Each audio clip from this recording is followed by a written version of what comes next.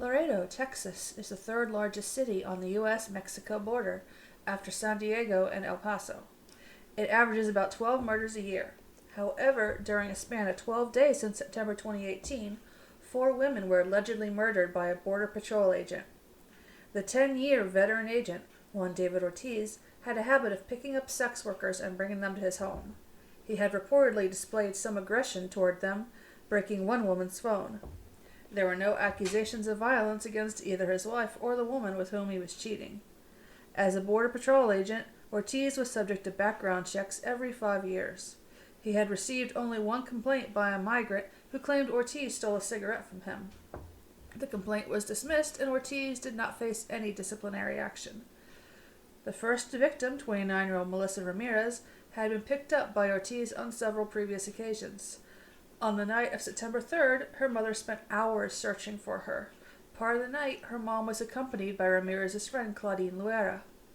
Melissa Ramirez would not be discovered until the next morning, when a rancher found her body next to a dirt road, shot in the head with .40 caliber bullets. Ortiz was not considered a suspect in this crime initially. Instead, a man in a black truck who had picked up Ramirez earlier that night was suspected. There was also a strange coincidence that misdirected police attention. An officer had been driving past the scene in his patrol car, looking at land for sale, with his child in the car. Instead of stopping once he saw the rancher and Ramirez's body, he quickly did a U-turn and left the area, causing a delay as police investigated whether he was the killer returning to the crime scene.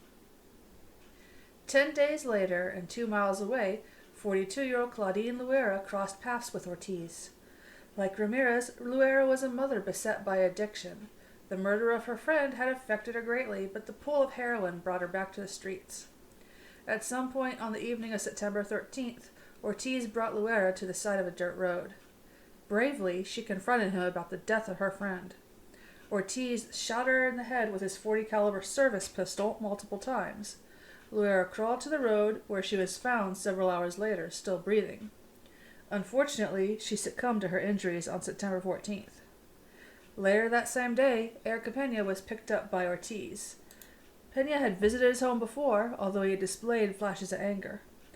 Once inside his house, the tension rose as Ortiz questioned whether Pena was afraid of him. Pena asked Ortiz if he had killed her friend Melissa Ramirez. She later said that he changed, quote, like something out of The Exorcist, unquote, and she went outside and vomited in stark terror. Ortiz calmly cleaned up after her with a garden hose. The two then left for a gas station to purchase cigarettes.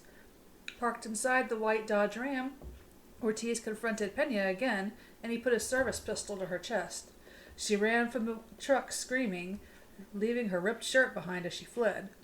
Francisco Hernandez, a state trooper at the gas pump, sheltered Pena as Ortiz drove away from the scene. At the police station, she told the story, as well as everything she knew about the killer. A SWAT team immediately visited his home, discovering an arsenal of weapons. Only one was missing, the Heckler & Koch .40 caliber service weapon. Griselda Shelley Cantu was known for keeping to herself, calmly rearranging the objects she kept in her satchel as she waited for clients. After his confrontation with Pena, Ortiz picked up Cantu. They drove about 20 miles to a highway overpass near a busy truck stop. He shot her more than once, but bludgeoned her to death.